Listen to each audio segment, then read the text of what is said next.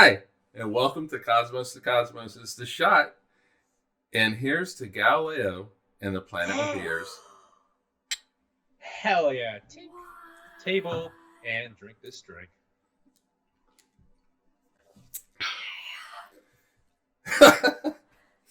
Now, we've all seen the stunning pictures, right?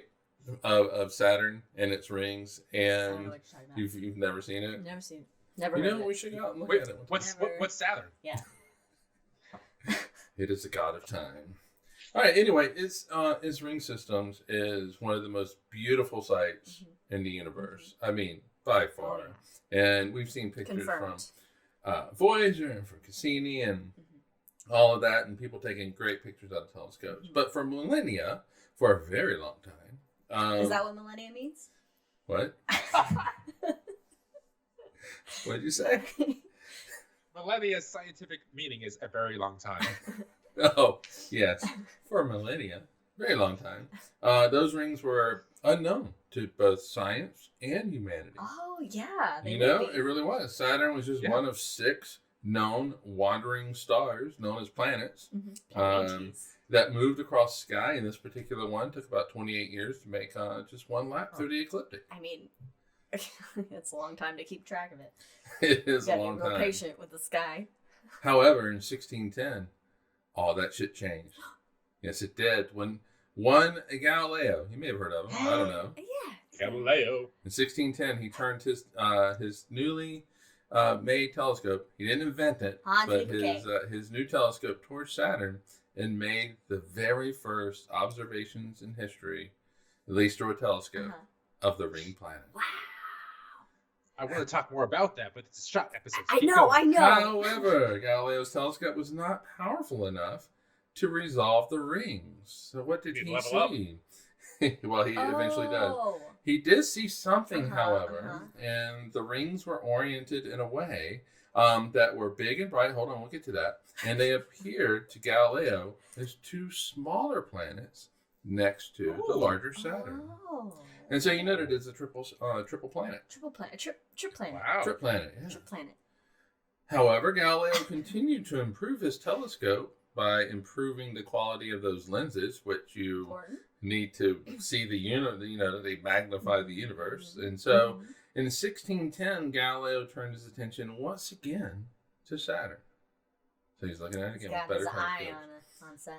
And he was able to get a better look. And whereas he didn't see the rings as bodies next to Saturn this time, he did see what he described as ears or arms of Saturn. Yep. Hey, we made it. Yay.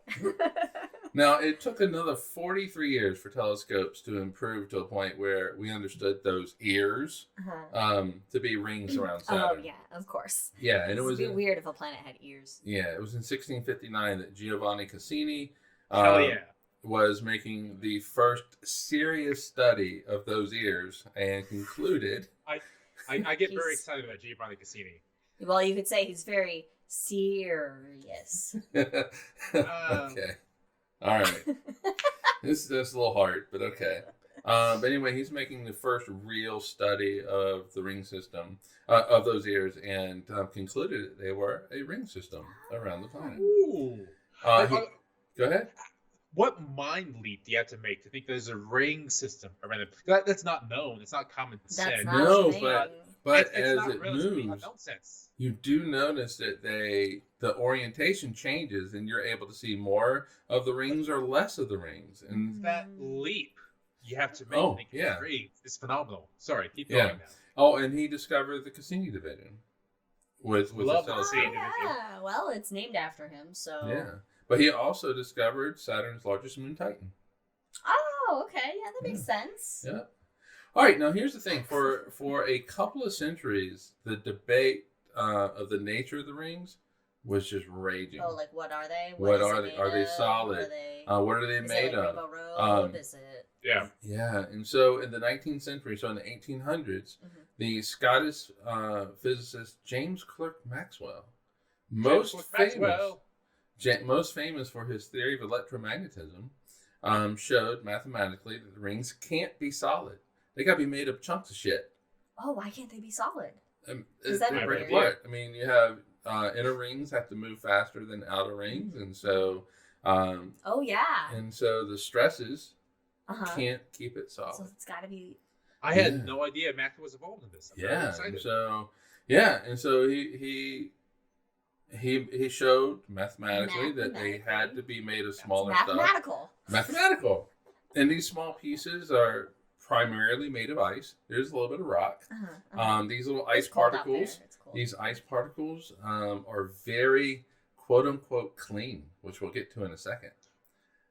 Yes, we'll get to that in a second. But so basically, they're small, predominantly, but they range in size from about the size of an ice cube, like you'd have in your summertime drink, to as large as an iceberg, like the one that sunk the Titanic. That's for you. Thank you. Thank you. She knew it was coming too. I would say house in the planetarium, but really quick, Liz, what was the mass of the iceberg that sunk the Titanic? I don't know. I expect. I do not know that. No, I only pay attention to the ship, not the iceberg. So the rings extend up to about 175,000 miles from Saturn, but they're really thin. They're only about 30 feet thick. It's my favorite aspect of it. Yeah. On average. On average, yes, on average. They actually have that in my notes, on average. But about 30 feet thick, that's it. Yeah, so when you look at Saturn head on, you can't even see them. Yeah, they're invisible. A little line around. You don't even apply that directly to the forehead. Sorry. So, fast forward to the late 20th century, and we... Okay. Wait. We got to go the other way. Woodaloo. Because we're on forward there time. We go, yeah. We launched a spacecraft, a bus-sized spacecraft, to the Cassini spacecraft. Okay. And it was it goes to Saturn via a very long route to study not only the planet but those rings. And one of the things that it showed us. Do you want to say something, Brandon? Where else does it go? What else does it have inside of it? Oh, the Huygens probe. Yeah! Which landed on Titan. And took the first pictures and the only pictures we have of Titan's surface. Yeah. So far. With so far. Ice boulders that are harder than like steel. You can make buildings out of them. They're so hard. Anyway, Cassini igloo, like igloo, super igloo.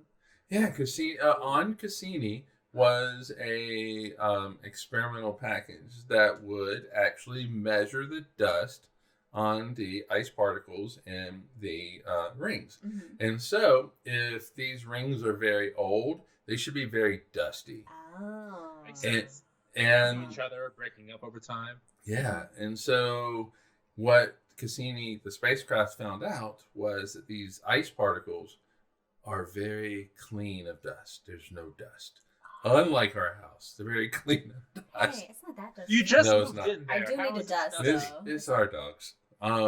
Friends of the podcast, Jack and Leia. And so, since these ring particles don't have a lot of dust, they must be very young. In fact, they're only 100 to 400 million years old. I mean, that's younger than the age of the Earth, significantly. Significantly. Like dinosaurs were hanging out. At 100 million years ago. So I wonder if that impact, I know, I guess if it, okay, I'll let you get to it. I mean, but think about that. 65 million years ago, the dinosaurs died out. 225 million years ago, the dinosaurs began their evolutionary journey on Earth. And the rings might not even have been there when the dinosaurs started that journey, which is just amazing to think about. But not only are the rings young, they're also in flux, which is a kind of science way of saying they're changing. And like the flux capacitor. Yes. Some of it is falling into Saturn. A lot of it is falling into Saturn. A lot of it's kind of drifting out.